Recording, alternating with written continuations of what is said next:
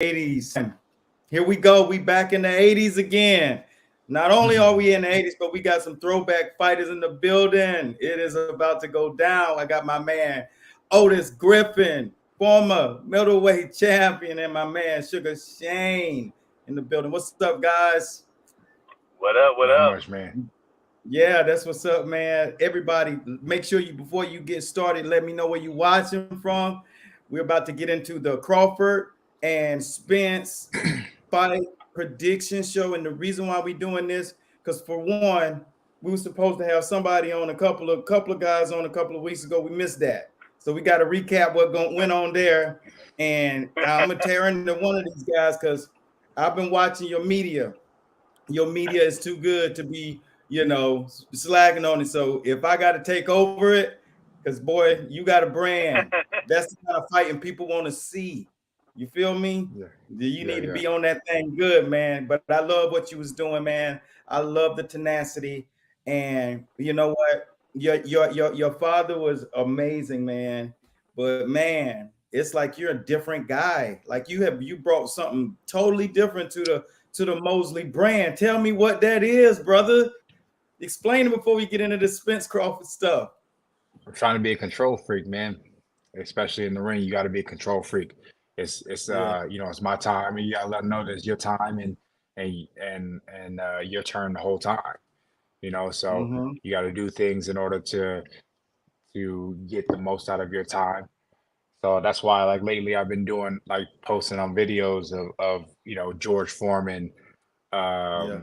guys like that, the throwbacks, you know what I mean? Yeah. Because they Yeah. they utilize their tools, not just punching.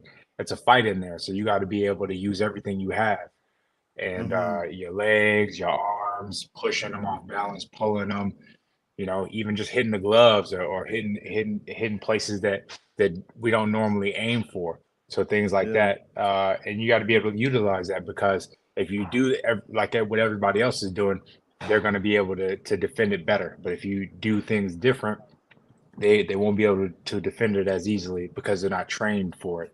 So, that's what I've been working on, just picking up, Yeah. trying to be a veteran, trying to be a crafty guy in there, and I think that'll take me to being a world champion. Oh gosh, dude, you don't even you. I'm telling you, man, what you doing? It is you the way you putting them hands out there. You putting them hands on them boys, man. I'm telling you. You know what my favorite move is? There you What's go. that? That's it right there. Look at that. That's tenacious, man. That's what I'm talking Oh, about. You putting them hands on that boy. Like them yeah. shots is all hard. I love Right. that you got that. You got your daddy's long arms with them hands, but you a whole different dimension. I mean, you've taken it. I love the way his head was snapping when you was hitting it. I was Yeah. like, yo, that's a different kind of power. You really did bring that length power with you, boy. That's Yep. special. Yep. So when I Yep. see you do that, you know what my favorite, when I know you in a zone, my favorite thing, and you know I'm about the mechanics, boy. When you Yeah. lean forward and you get comfortable and you look left and you look right, I said, boy, somebody about to get their ass kicked tonight. Yeah, when you get in there, when you draw the line and you just like, yo, it's you or me. And I just love when you get into that zone, boy. I'm like, yeah, we about to see some good ass fighting now. That's throwback, Yep. boy. Yeah, you brought that. You brought that. Thank you. You Thank you. brought that. I'm gonna let these people hear this little thing, and I want them to hear this last little 15-second bite so they can kind of get a buzz of what's going on. I definitely don't want to get flagged on YouTube with this junk, but it's playing on YouTube Live. But I'm gonna do it. I'm gonna do it. Errol, And you gotta do. Shit, I'm about to take my belt off then. You gotta do what you gotta do. I'm gonna do it. I'm gonna do it. Errol, And you don't need more than the belt. I don't know what you talking about. I ain't one of your kids. I'm gonna treat you more than the belt. I ain't one of your kids. I'm gonna treat you like one. Yeah, all right, we gonna see. All right, we definitely gonna see. We definitely gonna see. what I like about this, man, what I like about that is we need that right now.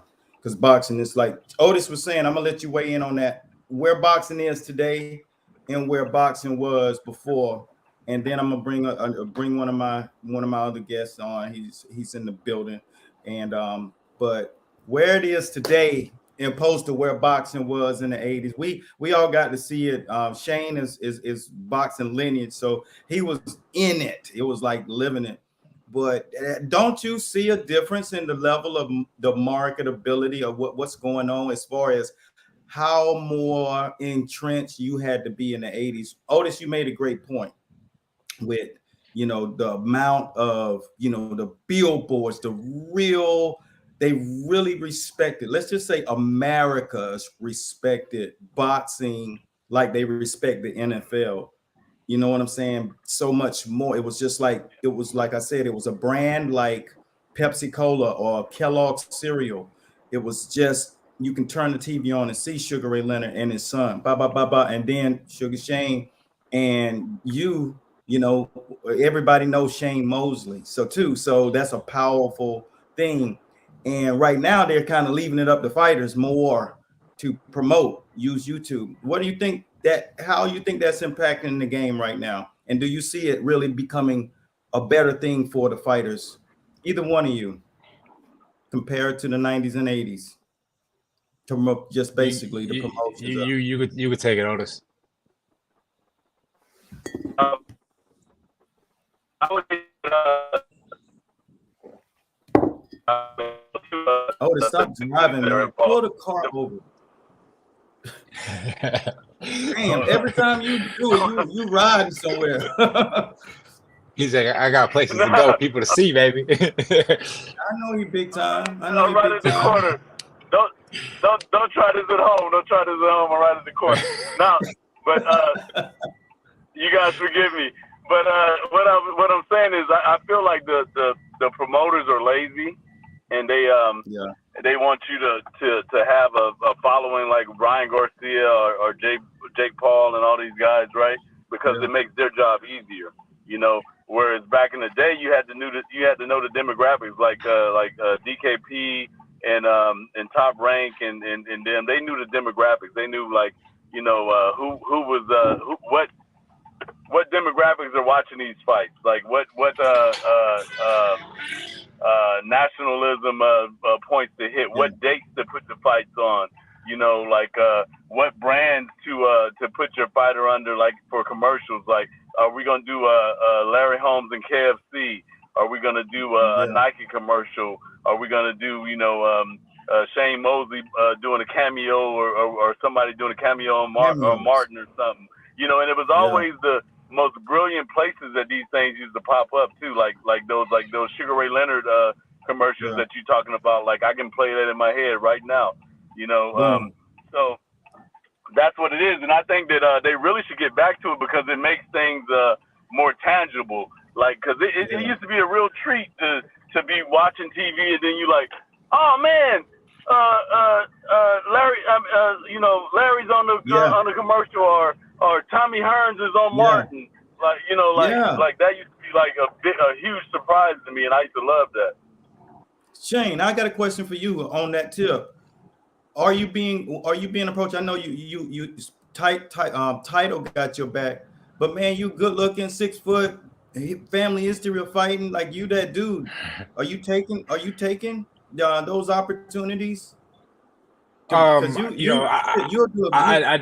do my best to thank you. I do my best to get myself out there. I do have a title as a sponsor and things like that, but nobody big at this particular moment, like like mainstream.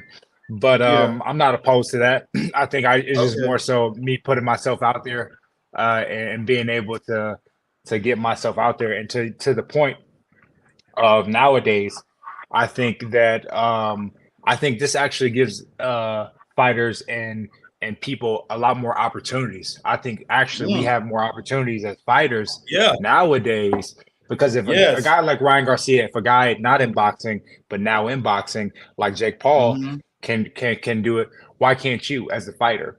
So it gives that person a platform and able to build themselves, to show these promoters, to show people out there, like, look, this is my value, so I need to be paid accordingly. And there's a lot of guys that's doing that, and that's able to flex that muscle and be like, look, now I'm not going to get paid pennies no more because look what I'm bringing to the table. So it actually empowers fighters in order to get themselves out there. Unfortunately, there's a lot of people that don't take advantage of that. You know, myself included. You know what I mean? Like there was a part of time where I was like, oh, you know, I got to get to a certain point in order to be out there, and that's and it's nonsense, right? Why not? If you believe in yourself enough to put yourself out there to be something great, then put yourself out there fully, because I like the way you said that on the interview. I believe in me. I believe, like you. That should be your slogan, because you said it. When you said it, I was like, I believe him, but I kind of know him. So it's at the same time. But I know when you said that, it showed me something else. Like, no, I ain't turning this corner. I'm turning the thing around, and I'm pushing this thing to the next level. I love, you know what I like about what you're doing?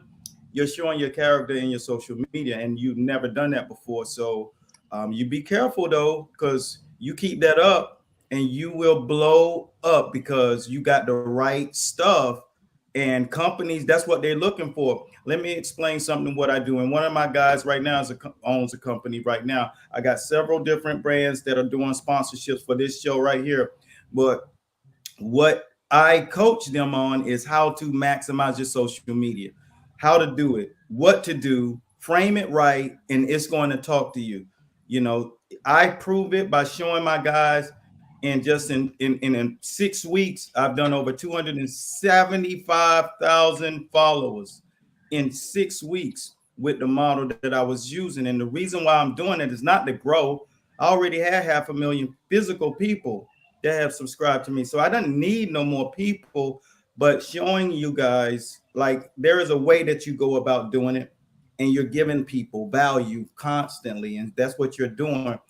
Put it, the rest of the frame around it. And in an hour, I mean, dude, you were just on the zone.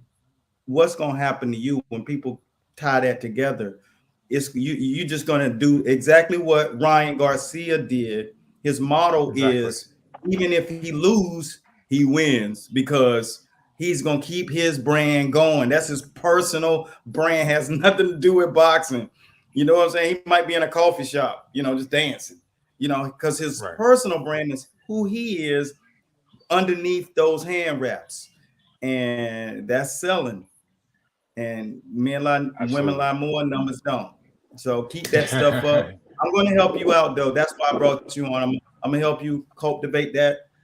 I'm going to bring you on. We just had a thing yesterday, and it's just kind of like coaching up and saying, getting people on the same page, and then showing, because hell, you can look at my numbers today. They ain't going to be the same tomorrow. Everybody go look. It ain't gonna be there. It's every day 1,000, 10,000, 2,000, 3. It don't stay the same number. And so when you're doing it like that, you know you'll be at 1 million in an hour. So I'll do that with you, because you need to be on the brands. You need to be visible, because that's what they're looking for. I'm in conversations with these people. They want people like you. Like I said, but you got the power to knock on their door now and say, hey. I see you do this. I'm an athlete.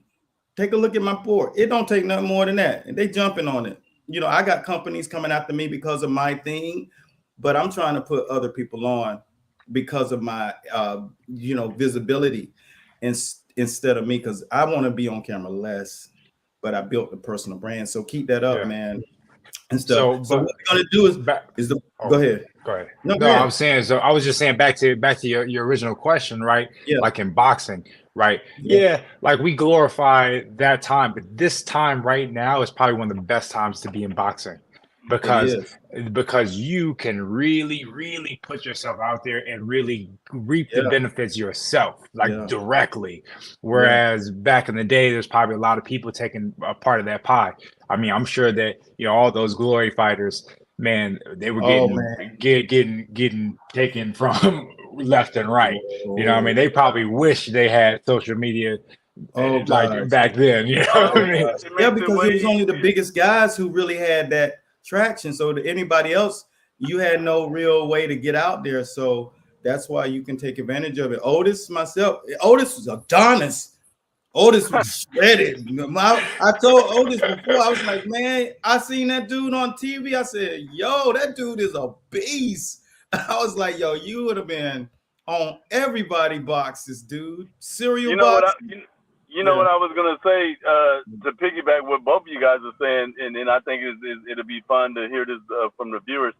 So I was the first reality show boxer, right? Yeah.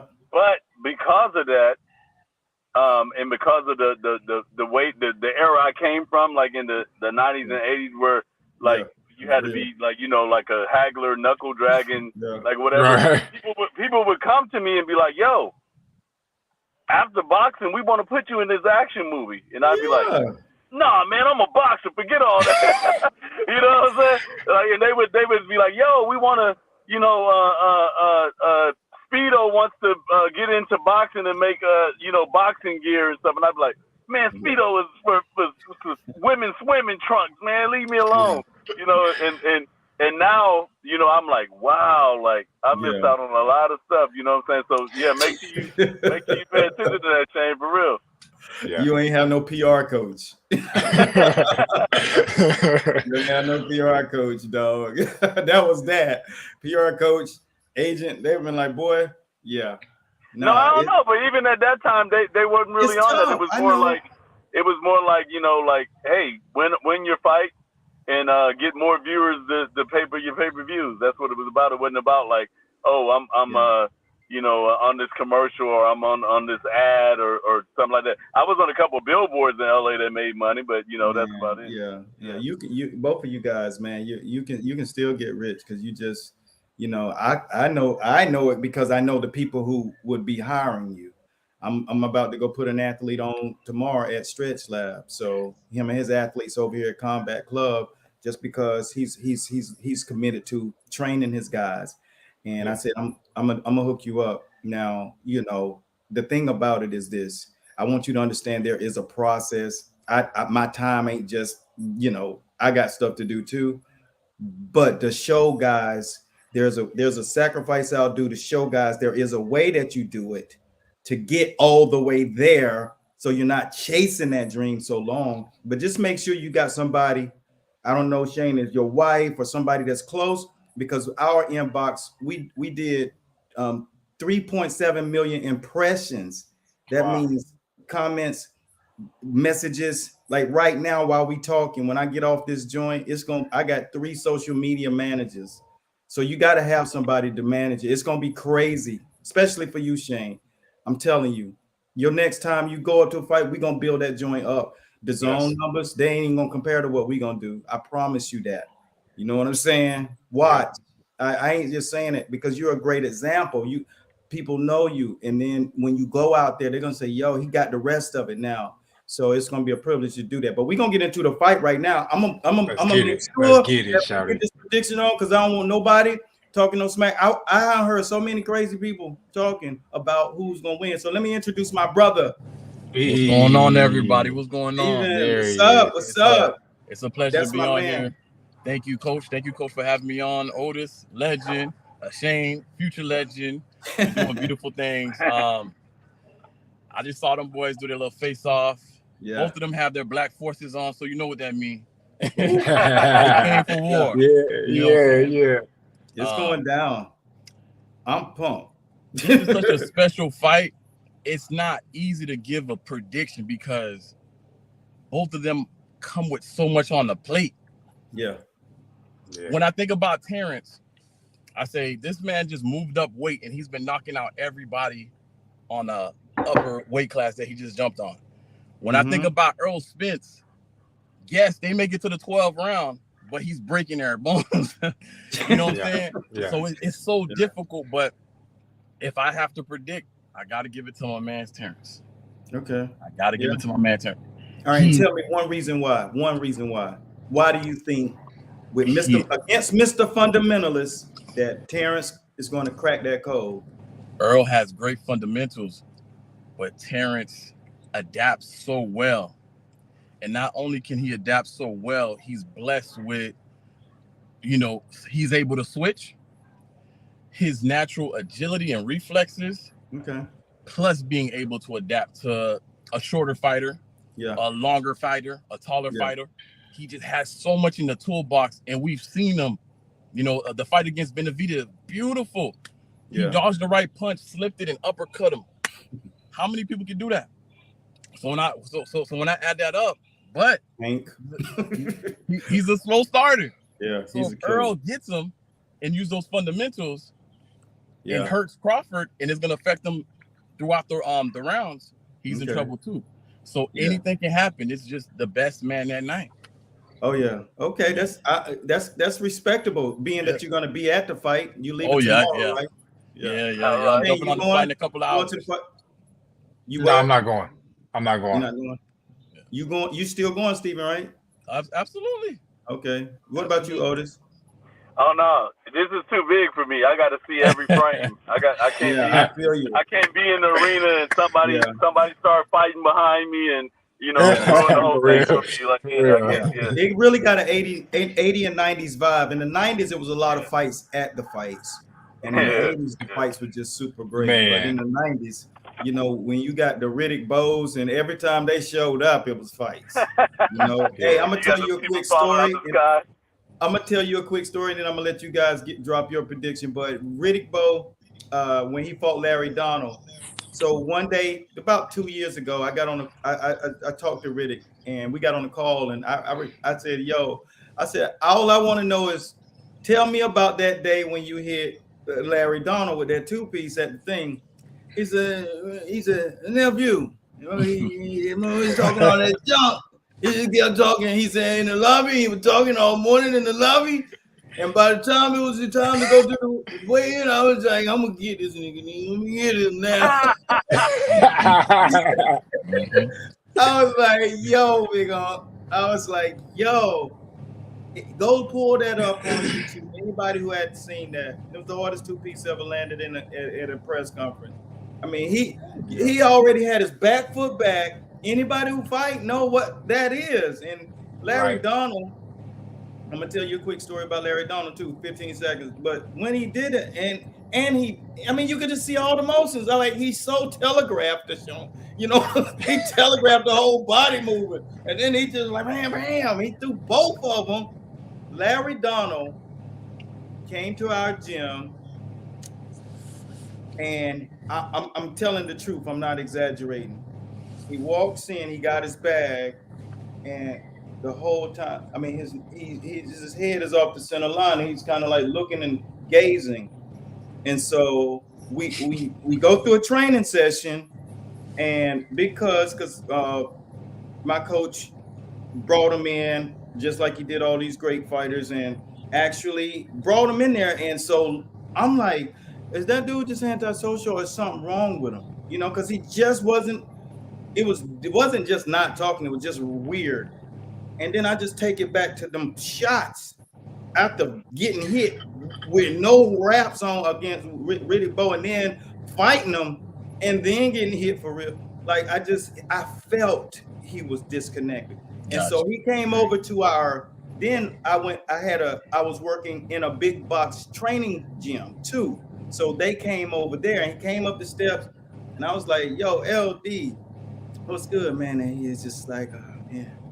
It took a lot of energy for him to just hold a steady or stay steady. And I just was like, that's why I so talk defense with guys all the time, because I just felt he was disconnected. And when you say punchy, it's you took too many punches, you just have bad defense, and I just feel like there's a moment or two that happened in his career. I feel like, because I came from the medical field, so I know these kind of things, so signs. So I just tell any of the fighters that's out there, roll your shoulders, man. Watch these James Toney and Jersey Joes, Sugar Shane, people who had great defense. Pay attention to these kind of guys, because it hurts later on a whole lot more than the punches did that night. But he was so disconnected, man. And I never will forget the look in his eyes and the disconnection, because I connect with everybody. And it was just like, he was just this gaze constant for days, not just 1 hour, but the whole day he was in camp. Larry Donald, then now Oliver McCall was never disconnected. He just crazy. He just come there, big giant hands, doing that, man. Hey Shane, have you ever talked to Larry? I mean, to Oliver McCall about boxing? No, I never talked to him. Oh Not my about gosh, boxing. man, he's an encyclopedia, brother. Just like you got to talk to Grace because you there. He was showing us stuff, because he was training with Tyson. He was the #1 training partner. Right. But that boy Knuckles looked like elephant knees. Like, man, I said, no wonder you knocked Lennox Lewis out. Like, your dude hands, man, was like, God almighty, you a real man. Like, you a real, you don't want them guys lift up the car and change the oil without a jack. Like, he's one of them dudes, like, we went out to Corral. I mean, he's the best company. He never stops. He stays turned on. And he was too much for my coach. He was like, he got to go. He got to go. He threw for 2 or 3 weeks of that. Like, he was like, you got to go. You got to go. He found my next. Yeah. But it's just great, man. But look, Otis back here. Shane, I want you to go. What you think gonna happen on this fight night, baby? All right. So honestly, I think this fight can go 50-50. Obviously, we got two future legends that are gonna be fighting. Do that. Future. Well, give me a second. Give me a second. Let me get my my thing. So I do believe that this fight can go either way. Obviously, we know with this caliber of fighters, whoever shows up that night ready with the mindset that they're gonna win that fight. Like, because like even Marvin Hagler against Tommy Hearns, right? When Marvin Hagler knocks out Tommy Hearns, I feel like if the mindset was just different that night, Tommy could have beaten Marvin, right? If he didn't go out there and try to go and knock him out, we would have had a different fight. But because he went out there and he was gunning and just trying to, prove himself, he shot his load. He shot his load, and we got the fight that we got. If he would have sit back and boxed and picked him off, he probably would have knocked Marvin Hagler out. Yeah. But it's all about mentality. It's all about the mentality and the fight that you bring, right? Yeah. Same with my dad. When my dad fought Floyd, Floyd, he was real jittery, and because he felt that he had to go out there and get him out. Yes, when he clipped him, boom, he hurt him, but he blew his load. So with that being said, right, it depends on the mentality you take, because these guys are elite guys. These aren't just like Billy Fall Down, right? These are guys that know what they're doing. So. I feel like, because what my man said earlier, Terrence Crawford has shown many times over that his ability to change within a fight, and his ability to adapt and just become what he needs to become in order to win. Yeah, he shows that time and time again. One of my great examples is when he fought Sean Porter. Literally, somebody from the outside goes, "Hey, you're down." He said, "What?" Within a minute, he goes and knocks Sean Porter out. Yeah. In the 11th round. You know how hard that is to do? People that don't know boxing, like, you've been fighting for 10 rounds, and in the 11th round, somebody tells you he's winning. What? Yeah. Knocks him out. That's unheard of. That is like unheard of. So. Well, there's a guy. Go ahead. I got to say one thing though. But there's a guy named Shane Mosley who knocked the guy out in the 12th round with 1 second left.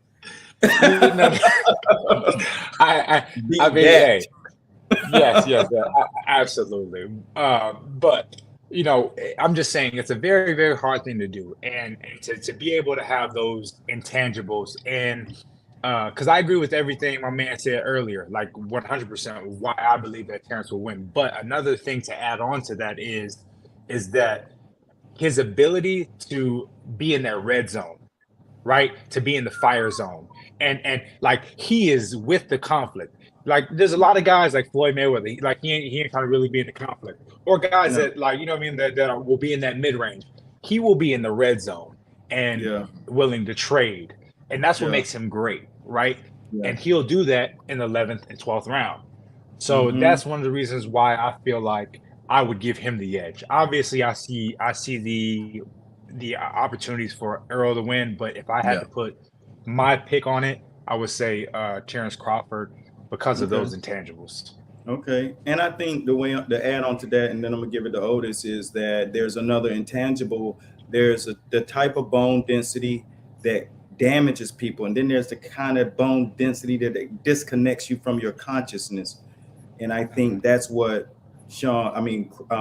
Crawford has. He disconnects people from their consciousness. That's a different kind of power. And when he hit Sean Porter he just disconnected him. Now, when Spence hit him, he hurt him. Yeah. He buzzed him so good. And Spence is sturdy, consistent, and very, very fundamentally sound. But man, when Bud hits guys, they're hit.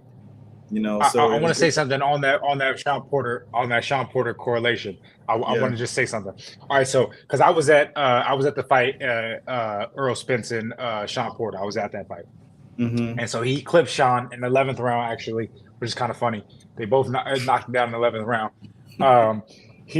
Sean hits the floor, boom, and he goes, "Come on," to Earl Spence. Earl Spence kind of engages a little bit, but then goes, "All right, he's not ready," right? Mm-hmm. Fast forward, Earl Spence fight. Terrence Crawford fight. He knocks Sean down. He hits the ground, blah, blah, blah. He goes, "Come on." Guess what? Terrence Crawford goes, "I'm your Huckleberry, let's go," and gets him out of there. Yeah. You see the difference? Yeah. You know what I mean? Not to say that they both couldn't do it, and not to say that Earl Spence was wrong, but just the difference in mentality, and the difference in engaging, and why I feel like, it can go that way. Now that same energy could get Terrence messed up too, because we showed like I said with Tommy Hearns, that willingness to engage and come on, motherfucker, that got him knocked out. So we obviously it depends on the night, but that's one of the reasons why I'm giving it to him. You know what I mean? Tommy Hearns wasn't no slippery fighter though. To interject, you know what that reminds me of? What's that? Was an interview Bruce Lee was in. Bruce Lee, the fighter. Of course. He was giving a breakdown on a punch, and he was showing certain techniques of a punch, and he was explaining the breakdown. And he said, this snapping punch, he said, imagine a chain and a ball wrapped to it, right? So he said, that's this type of punch. And he explained another punch. I don't remember because I seen it like 8 years ago. Yeah. And you'll watch Earl Spence, and you watching this punch, and you can see like the power and the effectiveness, but you can't see it when Terrence does it. Right. The way he knocks people out, you like, it doesn't look that it stung him that hard. Even when he hit Kell Brooks, it didn't look like that punch had enough punching power to hurt him, but it must be the timing and the strength. Yeah, you're right. Otis, it's your turn to jump in the fire, baby. It's your turn to jump in the fire. Man, you know what? First shouts out to Coach Robert. First of all, let me because I know, Terrence and me have been, friends on social media for a long time, and I see him at the fights when I go to the fights with these guys. So I know how he is, and it ain't that I don't want you to win, my brother. I'm a Terrence Crawford fan. I want Terrence Crawford to win, but and I know, Eric, it styles make fights. So with that being said, first of all, let me back up and say this, because I wanted to say this while you were talking, Shane. If your dad was 5 or 6 years younger, he would have smoked Floyd. They can be mad at me if they want to. He would have smoked Floyd. And there was a reason why Floyd waited for him to clear the division before he moved up into that division and everything. So I'll just say that because we can go into a whole nother discussion about that. All right, now getting to the fight. All right, so it's really a hard thing to break down, like you guys said, because I'm an adaptability guy too. Like, I believe that the great fighters adapt, right? So and putting that into the equation, that Bud can fight from both sides equally good, and that he has extreme agility, and he's wiry. He's freakishly strong for his size, and things of that nature. And he has a dog in him, right? Mm-hmm. But with that being said, he also demeanor comes into play, right? There's been times where he's been ahead or he's running away with fights, and he tries to prove himself by standing in front of a guy going, yeah, hit me, and you do that in this fight, and the fight's over. You're the next Nate Campbell on that situation, right? Oh man, Nate! Oh my God! Man, that was crazy. Yeah, so, and that's my boy too. I ain't trying to clown Nate. I'm just saying he don't want to make that. He don't want to make that mistake. So with that being said, I had to go to how me and Eric in the past have broke down fights, and you have to put everything aside, and you really have to go with the strategies, and we are all creatures of habit, right? So when you look at all the great fights and you break them down round for round, the person that jabs 90% of the time, the person that's in the center of the ring the majority of the time, and the person that comes forward the majority of the time wins 82% of the time. That's it. Yeah, no, that's ring generalship. So are you all saying maybe just Crawford will be the KO?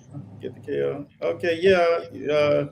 It's gonna be a hard fight. I'm looking at Errol Spence, and he looks very strong. Yeah. Just not trained. Yeah. I'm saying he just looks very strong. And I think just like with Porter, there were a lot of close rounds.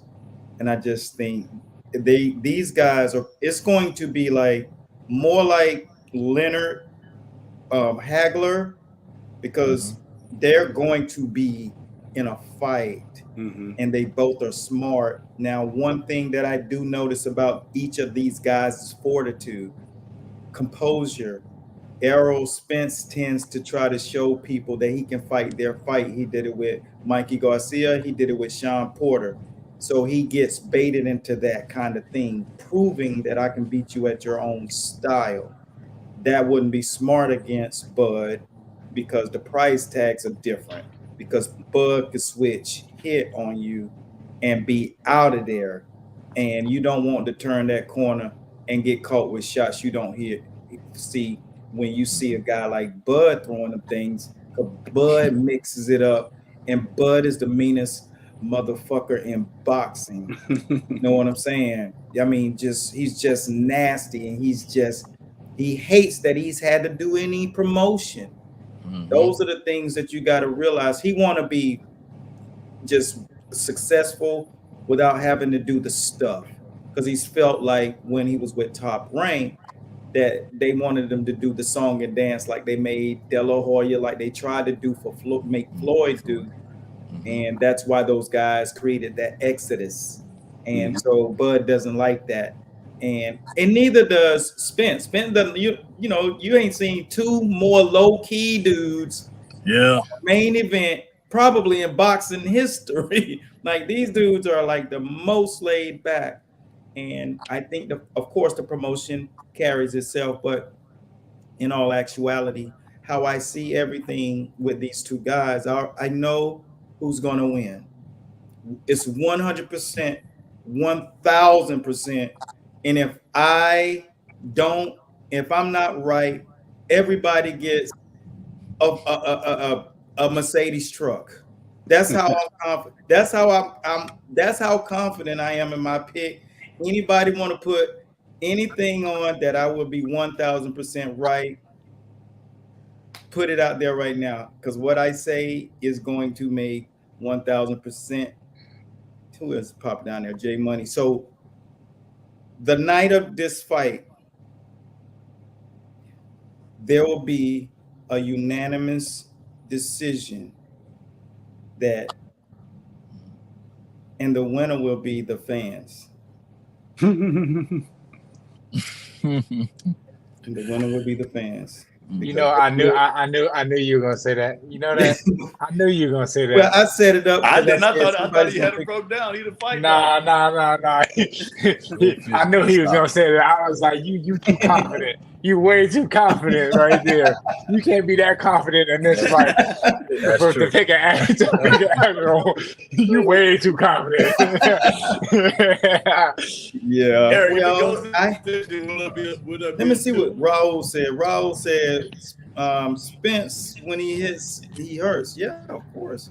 He busted Ugas, who is no joke. He's orbital bone. Yeah, he did. And surrounding structures.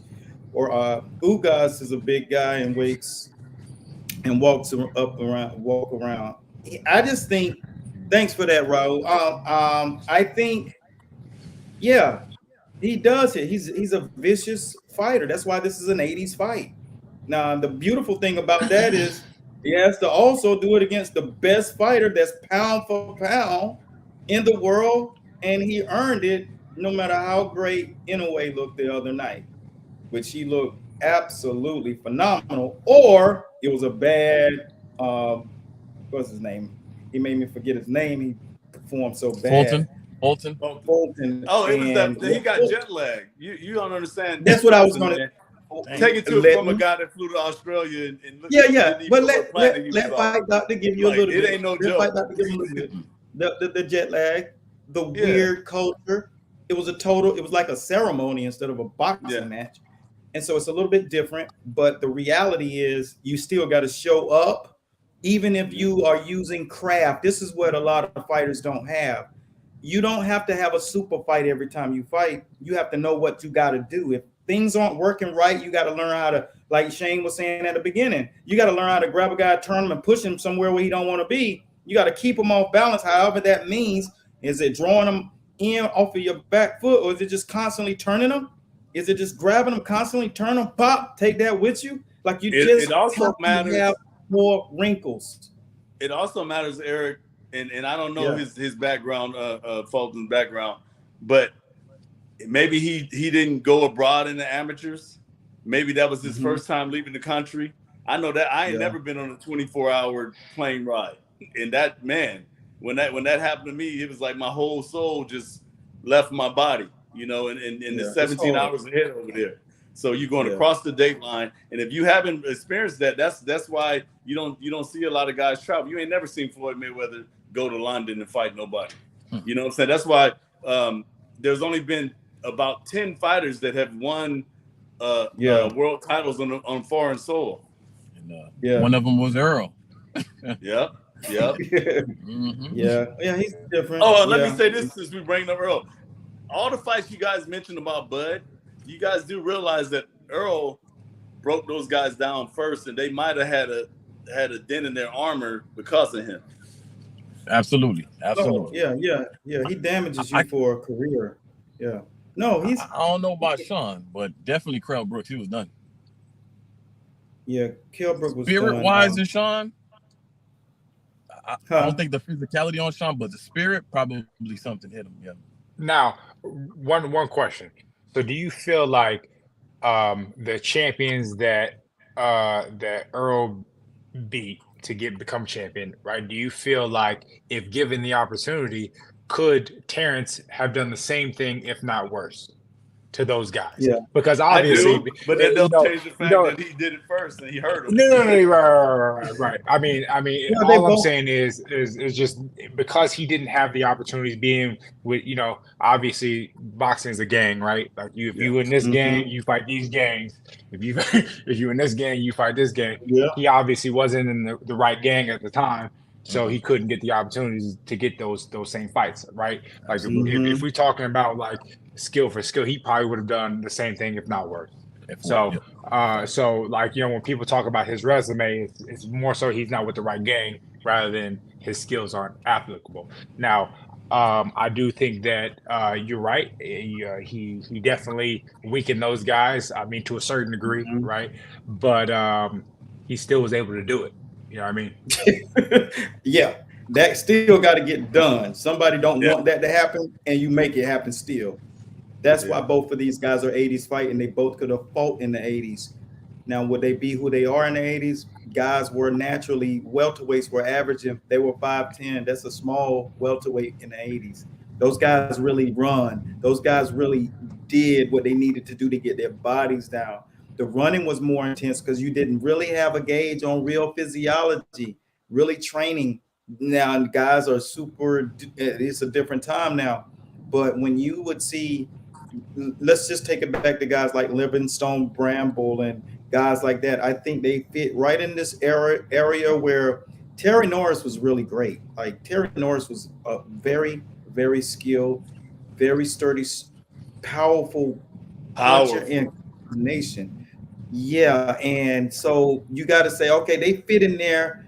You just don't beat those kind of guys. You know, they bigger than those guys too. Like Terry Norris was a full 5'10", a 1988, 90 kind of 5'10" guy, complete, built like Otis. That just full man. They were men, and it's a different breed of guy. These guys are slicker, quicker. You know what I'm saying? They have more years passed down to them than those other guys. The reality is, I think if no matter what happens, it's going to be two men with all of the resistance in the world. Errol is not going to have all the success that he wants as often as he wants, or often as he's typically able to have. You got to equate that in how you're going to see. This is the kind of fight, and Shane, I want you to listen to this. There's a kind of thing that happens in a fight. It's me against him, and then there's what was the strategy, not game plan. See, game plan is the map. Strategy is the thing that stops everything that the opposition was trying to do. It prevents it from ever happening. I'm going to give you a fight. Lyakovich versus Layman Brewster. Layman Brewster was slamming guys out of the ring, including Klitschko. He dropped him 3 times. Everybody that got in the ring with him, he was putting them hands on them. So what Lyakovich did, and I called it in the first round, he threw right hooks to the body over and over and over. No fighter can get over one punch landing over and over, plus it's a body shot. He didn't concentrate on nothing. So that threw a wrinkle in anything that Layman Brewster wanted to do that night. He had no idea that was going to be on the menu. And so he had no ability to adapt to it. And he got stopped and beat up profusely by a dude that was half of who he was. So strategy, something that's going to throw his game plan off. It's a monkey wrench. And no one does that. They come out and they say, okay, it's going to be IQ against IQ, but I don't want to fight all night. So I'm going to do something to you that you can't stop. And it might not be just throwing a punch. I might just keep tying you like Floyd said he did with Pacquiao. Boop, boop, boop. Hug you. Turn them. Yeah. Take that with you.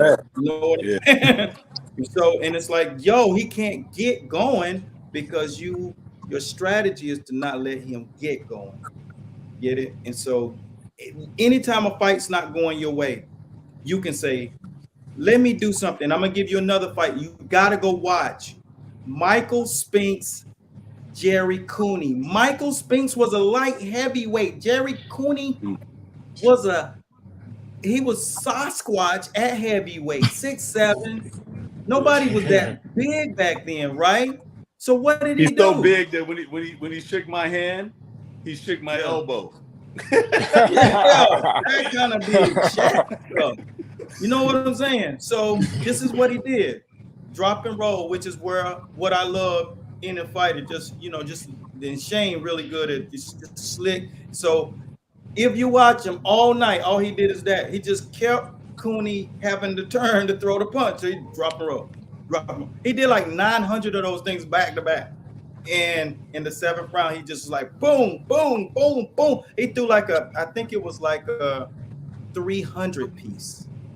Go watch him fight. For real. And knocked him out. He stood no chance. This dude that just knocked Ken Norton through the ropes. He knocked everybody out that got in front of him in a way that they will never be the same. They will never be the same. And it's the strategy. It's not boxing. It's a strategic method to keep that guy from getting anything going. So if anybody got something going, you can stop doing what typical boxers do and do something that will help you turn the momentum. First, you got to stop the momentum and then turn it. And that's what you call then breaking them down that way. And so you don't see coaches have enough confidence in themselves and understanding of the sport to make that move or to make that call, dab more, let your hands go, go do the body. That uppercut open, like, okay, how you get it? Like, exactly. I'm in there. How? My view different than yours. You get throw it? More punches. So that's get on your toes. Hey, I want to say something though, guys, and I feel like this goes for you too, Shane. When myself and you were born into boxing, but you weren't. You didn't grow up to be a boxer at first. You understand what I'm saying? So that allows you to think out of the box. You understand what I'm saying? Like a lot of fighters that have been fighting since they've been 10 years old, they only know like, oh, is this method? You go this way. You pivot. You do. You know what I'm saying? They don't know like, hey, I might want to backpedal in the circle real fast. You know, or do something. So that's another reason why your attributes have been taken over too, and the looseness in your shoulders is insane. That's one thing that your dad didn't even have because he was more muscle bound like myself. And I would even in certain combinations, my trainer would say like, "Hey, you're not throwing that right," and I'm like, "I can't. My chest in the way." Right? Yeah, man. Well, Tariq has a good. He asked, "Has Spence ever been knocked down?" I don't think Crawford going to be able to stand the pain to the body. That's a good one, Tariq. But you gotta say, I'm gonna give my head up to get to his body.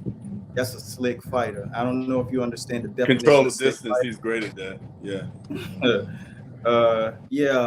Floyd ended up 50-0 because people kept thinking they could just do it. Like instead of creating a strategy, like I'm gonna get in the ring with Floyd and I'm gonna run around the ring like Jerry Lewis for 10 minutes. Just run like and make him do something he didn't plan to do and break his thing and bam, walk him into something. Like you gotta say, I really want to win this fight, so I'm gonna outthink him. I'm not gonna box. I'm gonna break his rhythm. I'm gonna break his mindset, and I'm gonna do something unconventional at him. You know, so that's when what I said on this video this week. I said what people don't understand about boxing is boxing. When you become a master of boxing, fundamental boxing, when you know you are a master at it, is when you can use boxing in a fight. That's what boxing is used for, not to just box. This is prize fighting, and people get it confused. They try to be technically sound. They try to look a certain way. They try not to keep their head on the line. I'm saying there are things that you can do when you are setting traps that are totally unconventional. And when you understand the fundamentals so good that it looks like you're an advanced fighter. I got a question for you guys when you finish. All right. So what do you think happens when either fighter gets dropped? You think, okay, so let's say Terrence gets dropped. What do you think happens when he gets back up? If he can get back up, what do you think happens?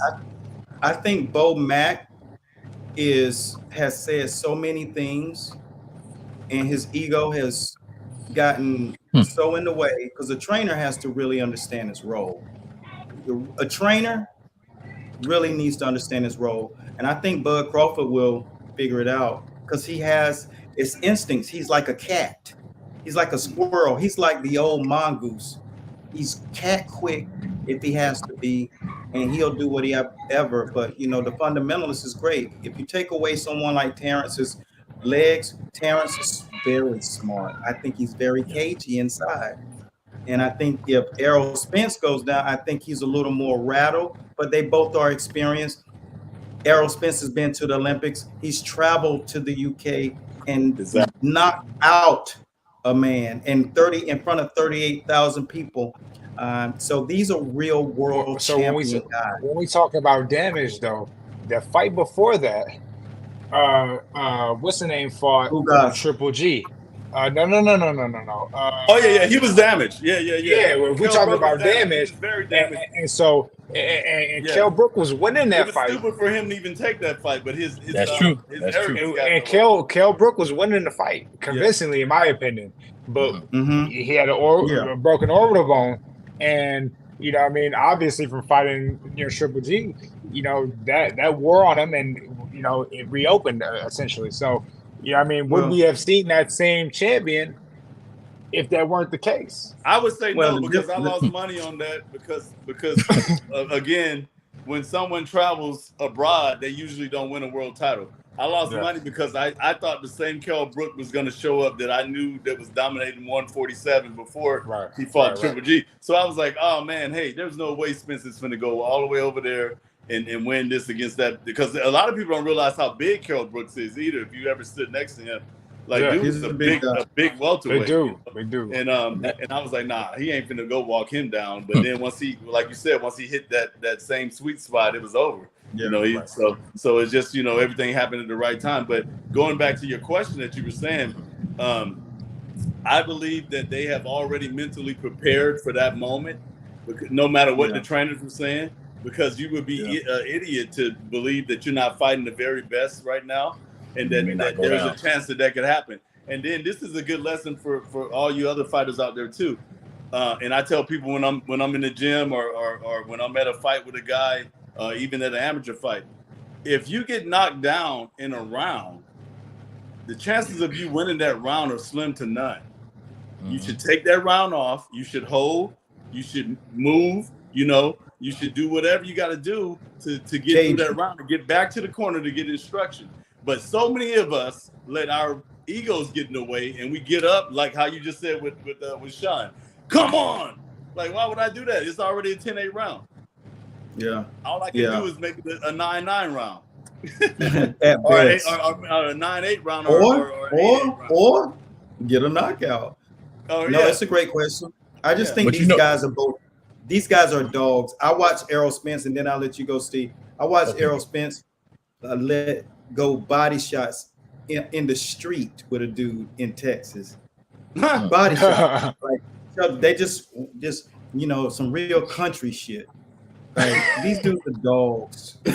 That's why I say this is an 80s fight, not because of the skill, but because of who they are behind that skill. They nasty. Both of these guys are real mean fucking dudes. You know what I'm saying? Don't get it twisted. You know what I'm saying?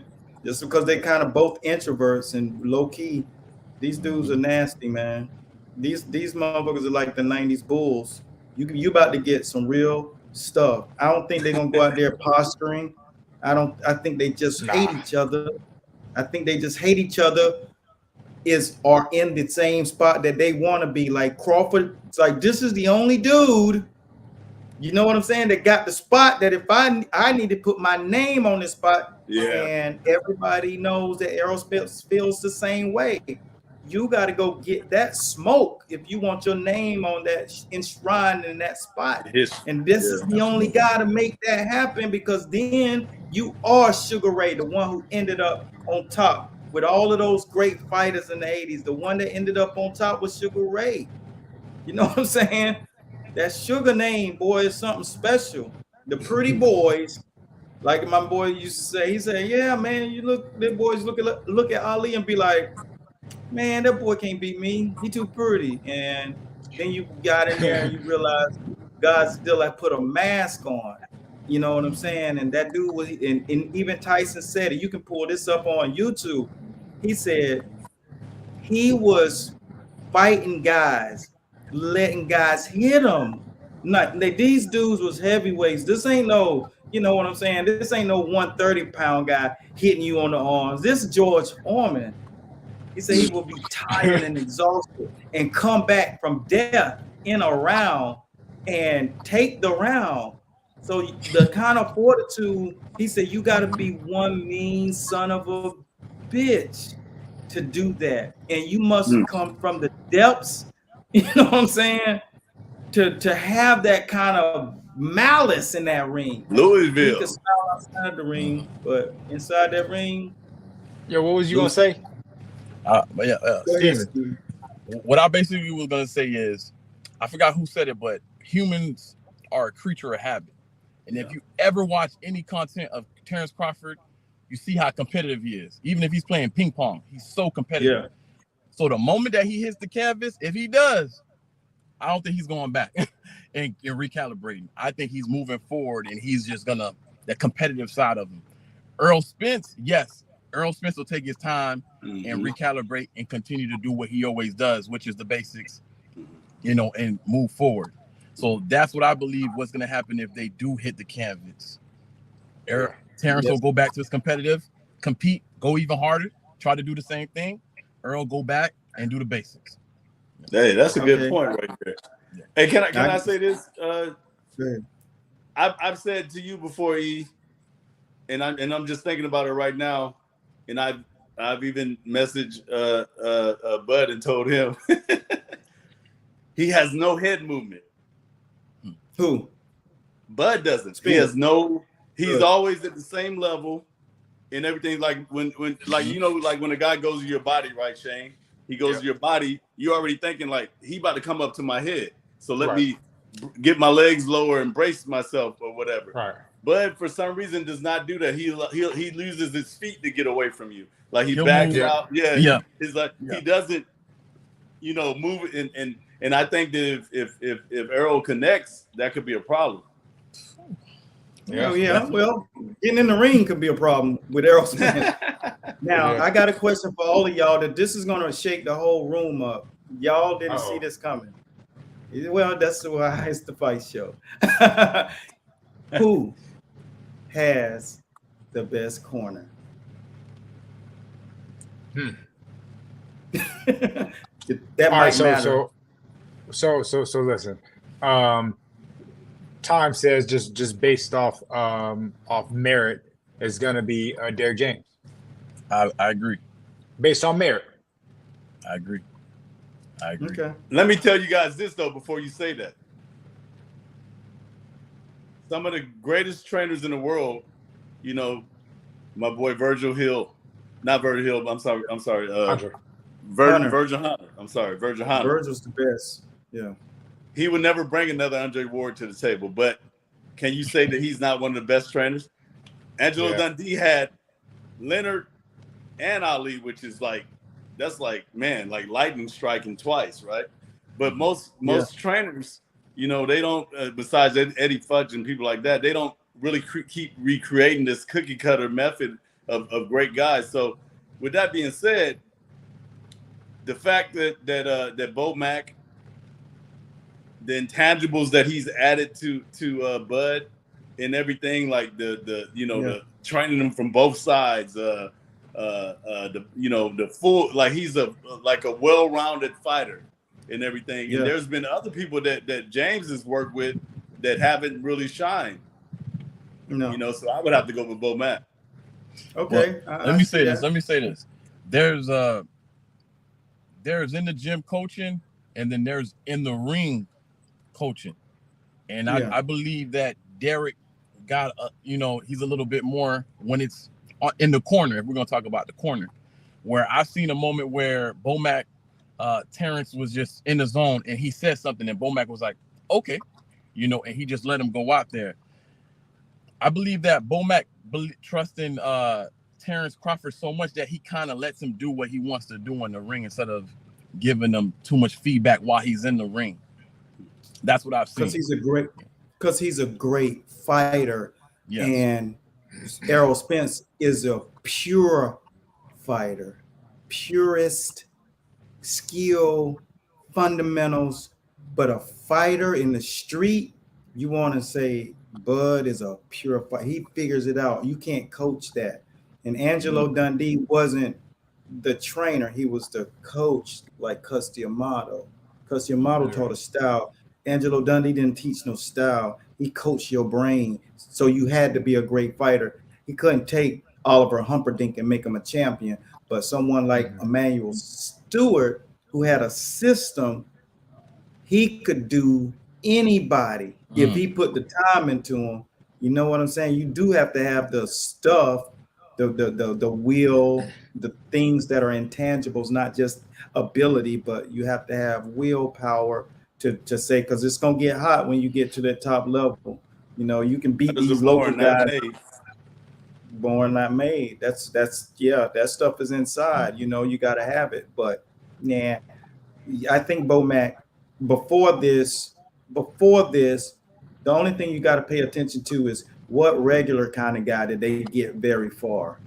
That's when you know that guy is he got a system. Like Emmanuel Stewart will bring you in and develop you through a process in which is required from who you are. And that is what makes a great trainer. On fight night, Roger Mayweather in the corner, he telling Floyd, he keeping that shit so simple. Walk forward, walk to him. And Floyd's like, damn, okay, just walk to him. That's gonna throw everything off. Like, just walk to him. I ain't trying to tell you 97 things. And then when he got Shane, he said, box, don't swing the Shane. Box, get out of there. No. This is what he said. Box that motherfucker, man. hey, what you doing? You said something like that.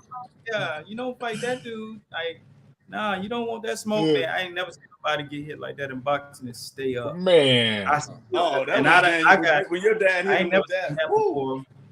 Never the in my second life. one was the worst one. The second one when he hit his leg buckled. Body shot. Leg buckled. Body shot. Yeah. I mean, I don't even know what and I understand what you say when he his reflexes. He hit him harder than anybody can hit a person three times in one round. You don't think that dude gonna be around because none of your sparring partners can take that. They out of there, and that was weird. It was weird. Floyd must have really prayed before that he walked in that ring. I mean, that was like an angel came and kept him up. Like, I mean, the bones, everything just like. Did you hear what Nas said on I think? Yeah. Well, I mean, he said actually said it true.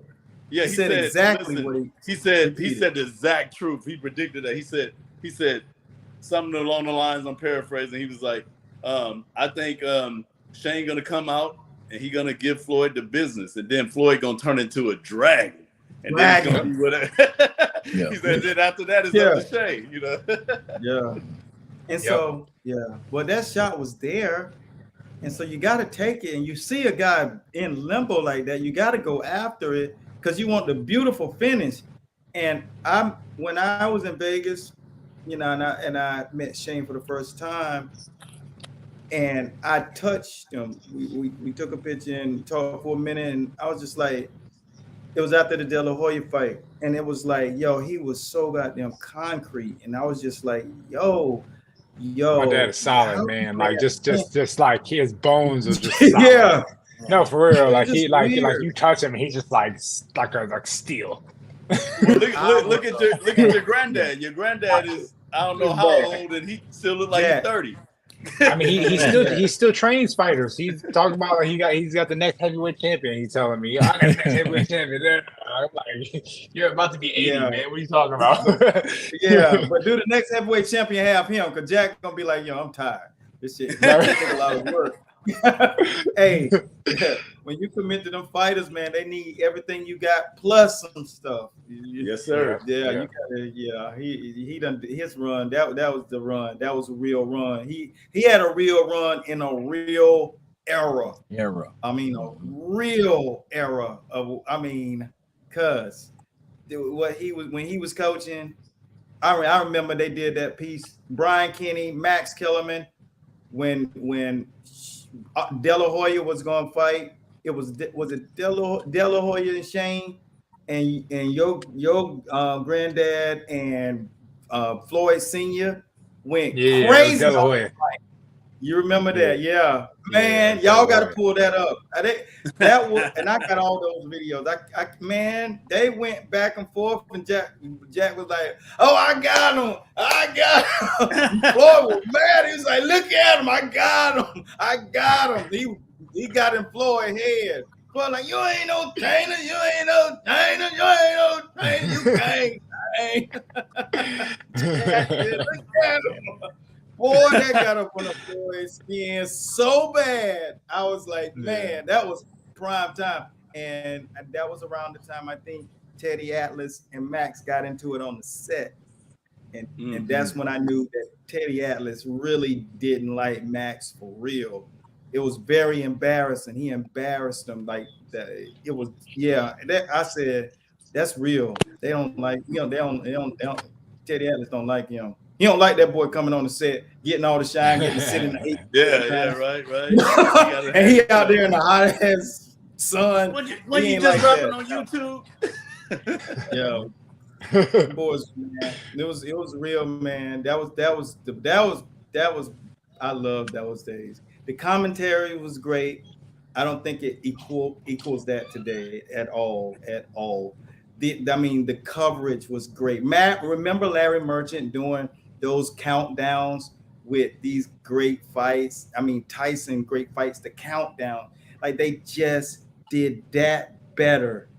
I got all that stuff. I got every fight that's ever happened, including your run, the great champion too. Oh, everybody, if you fought, I got it. I got a whole garage, 25-foot garage. Is probably 40,000 fights from 1897, the first fight ever recorded. Man, I am competitive. When I heard of Bill Caton's collection 100 and sold it to ESPN for 100 million, I'm gonna sell mine for 200 million. I got for real. Hey, real quick. Oh, sorry. Go ahead. I was just gonna say, need to bring back Legendary Nights. Oh man, that'd be dope. Yeah, I missed that. So speaking of Derek James, do you think Jamel Charlo could beat Canelo Alvarez? And what would that be? Not now. Not right now. Not because he didn't fall. He didn't fall. No. We talking about Mel. We're not talking about Maul. We talking about Mel. No, not Jamel. He doesn't have a man that's too much. No, that's what Kell Brook did going up to fight. You can't go up 2 weight classes. That's dexterity. Let's just say he does. What would happen if he does? It's gonna look good at first, but 7th, 8th round, it's just gonna be different. And now if he had sat around and sat that weight, he'd fight at 54. Canelo can fight at 75. Yeah. What dude can come up from 35 and beat you, Jane? Yeah.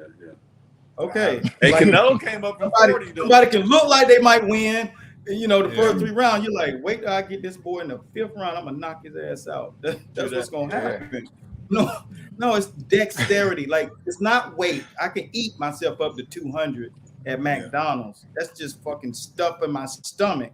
But the dexterity is the density of the bones and the flesh compounded together to create a different texture of mass in the body and usable stuff. That's why when people go up in weight, they don't carry power 98% of the time.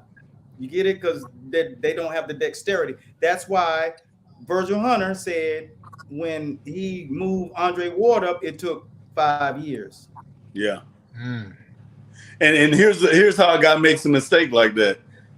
I fought at 160 against Jesse Brinkley in the same year for the WBC title. In the same year, I fought for the IBF title against United Uchina at cruiserweight in the same year. That was not wise. Only in America. Why'd you do that? Not if I was a damn coach. You can believe that shit because I know too much about the body. You know what I'm saying? Crazy. No, you don't do. But you guys got the opportunity. I just got. I had already did what I was gonna do. I was like, man, I'm trying to get this money, so let's go. But Otis, how did it feel though? How did it feel how did your body feel going up that weight and fighting? I felt like I was the Walking Dead when I fought at Jesse Brinkley. That was just I'm not built. That I hadn't weighed that weight since the 5th grade. So I shouldn't have did that. And I damn near could have killed myself. And praise God I didn't. When I fought against Nat Uchina at cruiserweight, it felt like my football weight again. So I whipped him for like 5 rounds, but then like Eric says, He's like, hey, Yeah. I'm a cruiserweight. Yeah. I'm gonna tell you what to pay attention to. In a couple of weeks, Conor McGregor is going to fight Michael Chandler. Michael Chandler trained about maybe 15 minutes from me, and Conor McGregor, he's walking around about fucking 200 pounds, and he's just not gonna have any gas. I don't know if he'll make it out the first round, but they want to look like he just can't do it. I mean, that's only if Michael Chandler doesn't get reckless, man. That's one of the reasons why. I mean, he does great, and then he gets reckless. He gets reckless and gets stupid opportunities, gets clipped. Yeah. Well, like I said, I love Michael Chandler, but I think Conor got power, but he's dependent on it. He threw 4 punches on the bag and is gassed. See, I know the body like nobody you ever know. You put me up there with fucking Isaac Newton. I know the human body. You go get anybody and have them on in front of me, dude. I know the body. I can tell you a fight when it's happening. I can look in that guy. I can look at him. That's all I do. That's my superpower. I know the human body, and you gotta realize that there are things that to the naked eye, 99.99% of the people don't see. And so that's why coaches, they don't go to school for anatomy. You know what I'm saying? They don't know these kind of things. And VO2 recovery. Now your granddad, see, he was talking VO2 shit, energy systems back in 1999, 2000. Nobody knew about that shit. You get what I'm saying? Like he had Shane working with real people that he learned. He was knowing fuck this stuff is, man. This is real. Like you gotta know how to your metabolic rate also is equivalent to what goes on in the bloodstream. VO2 is the amount of oxygen that can go and get pumped through the blood in 1 minute. That's how you measure it. If you are a bum, you're in the 30s. That's how many pounds, liters of blood can pump through your heart in a minute. In the 30s, you're a bum. Okay, 40s. You getting up there, you're not Steph Curry, but you're a good dude. But when you get in the 50s, you talking Michael Jordan, fucking playoffs ready. Get it? Like 52 liters of blood pumps through his body so he can recover. That's why Manny Pacquiao was such a violent dude in the ring, because his VO2 max was so high. He pumps blood like a furnace pumps gas or propane. It's just everybody's got a different one. And another guy, Henry Armstrong, was like that. Hey, real quick, fellas. I don't mean to cut this conversation short, but I gotta get going, man. I got something I gotta do right now. So that's all good, brother. So we got you on the record. Pleasure talking to you. Yeah. Pleasure meeting you. Oh man, hey, thank you guys. It was great. We gotta do it again sometime, man. For real. I'll touch base with you, man. I told you I got you, and I got you for real. All right, thank you, brother. I appreciate that. I'll talk to you guys soon. All right. All right, brother. All right. Peace out, Shane. Yeah, see, this is big. When we get to the place where you see these kind of moments like that, man. This is what. Look at what this thing has done. You back on the fight show, boy. And when you get that smoke, and these guys, these right now, everybody done put their stuff in.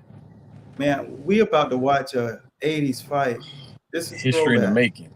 History in the making right now. Yeah. You know what's crazy? People will look back on this show for a long time, man.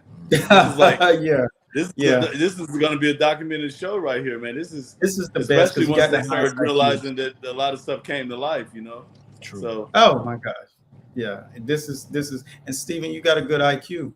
You know your boxing. Yeah, you do, man. I love your stuff. You really love boxing. What's your background, Steve? I've never been in the ring, but I'm a videographer, photographer in South Florida. But yeah, I just middle school I got into Mike Tyson and listening to Customado, and I'm like, hold on, this is more than just two people going in the ring. Studied it. I studied it. Sometimes I'll watch fights and I'll just watch the feet, and I'll notice I'm like, damn, I wasn't even really watching. I'm watching the footwork the whole time. Too bad you didn't get into it to help, because you're probably better than half of the guys that I see working with people. You know what I'm saying? The game. Because you think you love it from the outside. When you walk through them doors, boy, it'll take your life away. Won't nothing else mean more. Nothing means more than that. When you walk in that gym, Otis will tell you, ain't nothing, no place like home. It's nothing like that. Boxing to me is one of those sports that you have to respect the boxers. You know what I'm saying? It's so much put on the line. Your life is on the line. Your health is on the line. You know. Yeah. And when you're out there, you're just out there by yourself.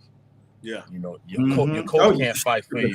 Your team can't fight for you. Your family can't fight for you. It's just you. So and your life is on the line too. Yeah. So I give it. Oh, let me see. Look.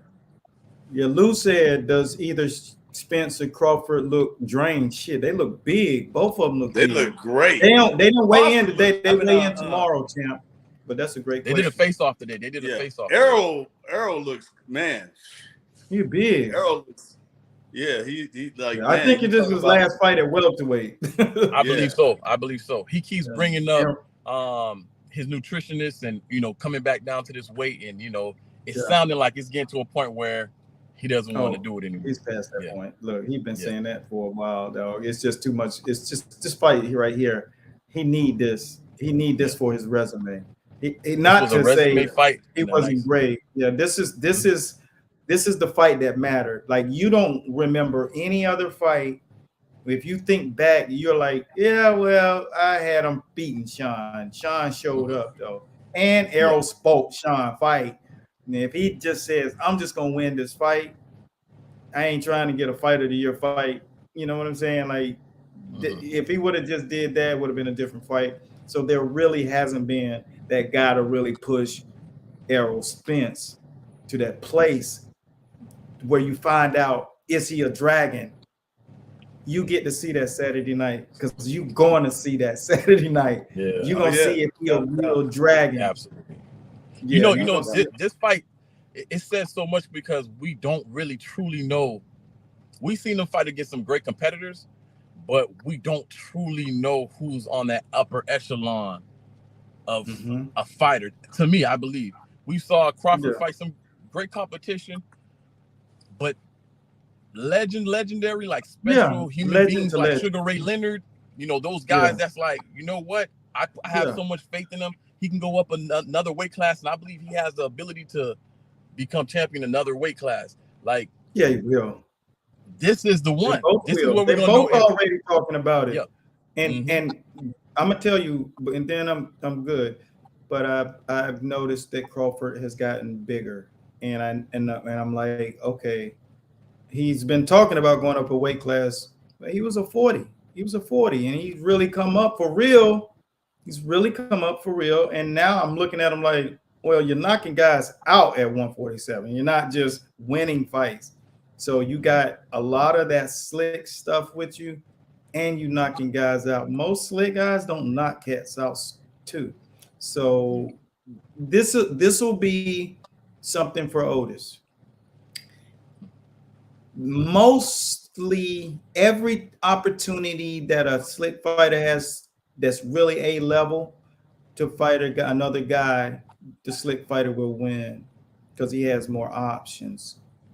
But when you're fighting a great fundamentalist, Larry Holmes, the jab, something he will believe in, but then he got a body attack that Spence has.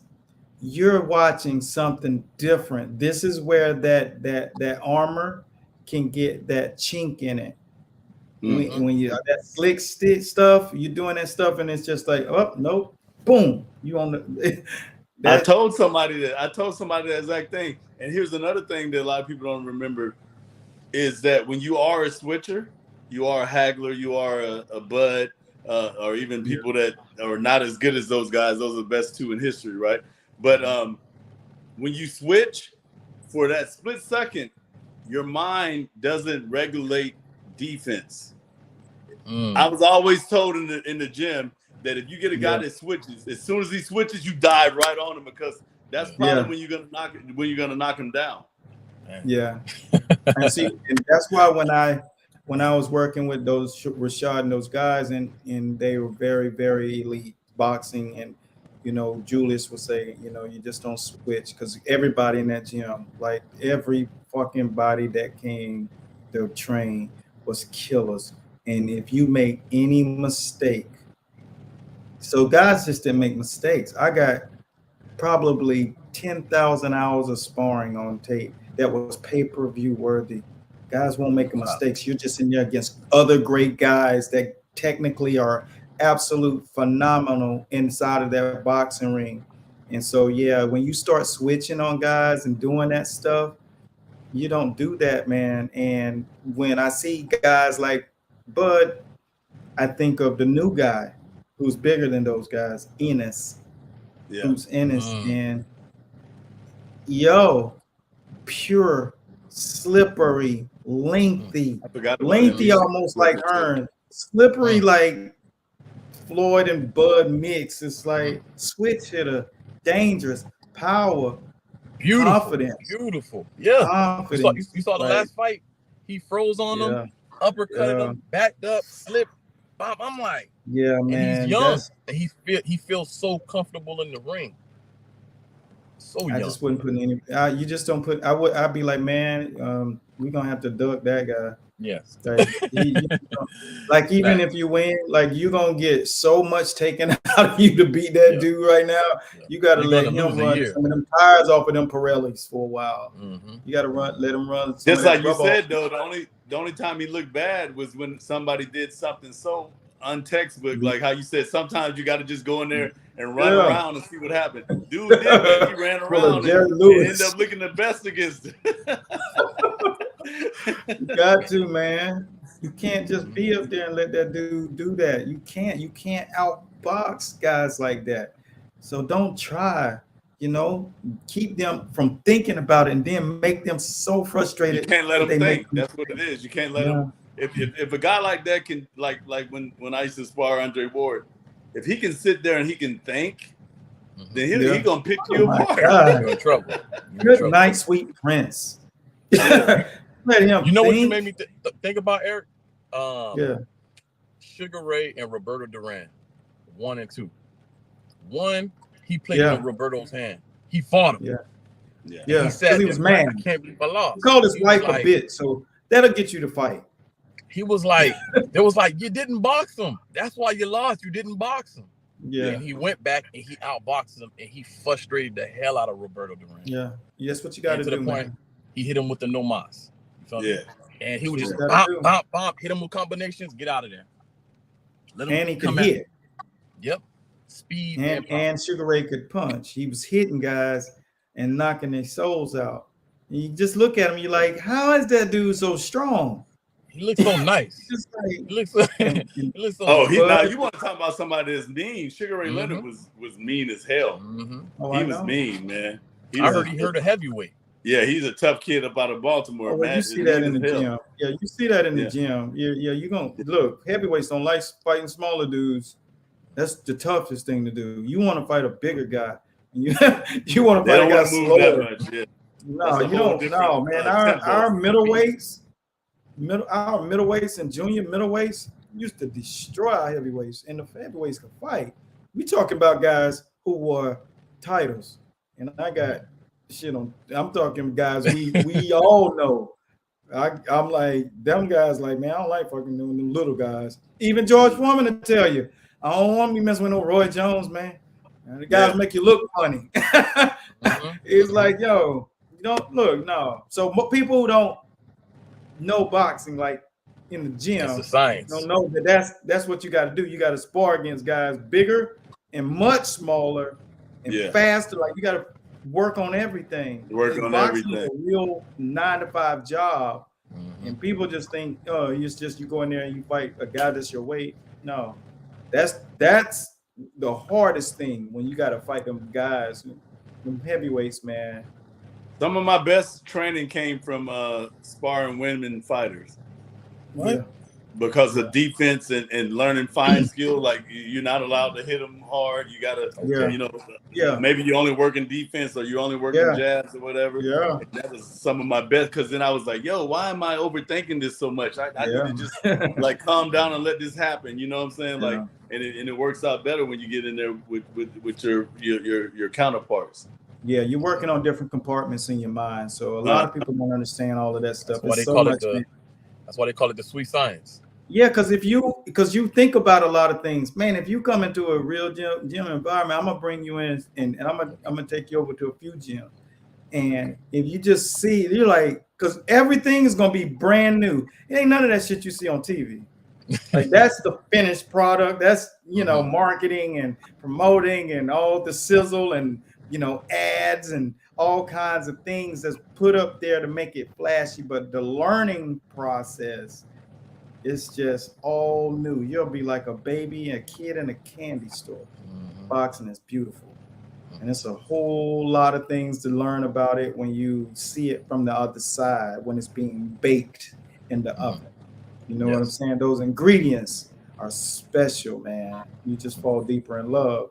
You know what I'm saying? So I'm looking forward to jumping this thing off. I was actually going to host a fighting thing at one of the bigger facilities down here just to do it. And we got caught in a rainstorm on that. We ended up leaving because we was going to go and, choose a place. So Grails is down in Miami right here with they got like the that's where they go watch the Dolphins games. Like it's got a lineage to it. And I was going to go just broadcast either there or over in West Palm. But damn, I might just get it here at the crib. And yeah, because like you said, I want to see, hear all that shit. And if I get up here, people going to be like, yo, put the fight on, man. What you doing? And I'm running the fight. I'm going to be like, man, don't let me playing in the background. Yeah. It's going to be great, man. I remember one time I was at a dude house, man, and this is back, with old school cable, when you had the box. The box and everything. The fight went off, man. It was like De La Hoya Mosley, one of those fights or something. And I was like, wow, this could have happened if I was at home. There's nothing worse than that. That's the worst. That's the damn worst. I don't like that. No. Oh, mostly Shane and when Shane fought Floyd, mine froze. It froze for like, it just kept freezing. It kept freezing. It was crazy. I was cussing Cable out. I was calling. And, that's when you had to call him. Yeah. Yeah, it was freezing like hell. It was a bad thing. It was a bad reception. So Rashad was in Cali. He had just gotten here. And I was like, yo, what a fight. Like, and he had came over. Matter of fact, that's why he was there. So it was, yeah. I'm glad we got options now to look around, man. But absolutely, you got anything? Everybody else, you got the stuff on the record. Look, we check back in next week. We'll do a post-fight thing, man, and we'll get it popping. It's gonna be cool, man. I'm looking forward to this. Boy, I got to get my popcorn ready. Thank you guys for taking the time to come over here and get on the fight. Nice to meet you. We had to be on the record for this one, man. We had to be on the record. All right, guys. Be blessed at Godspeed. Special shout out. Nice meeting you, Otis. Nice meeting you, Zivo. Thank you, Coach. Crawford. The 80s are back, baby. Throwback fight mania. Let's go.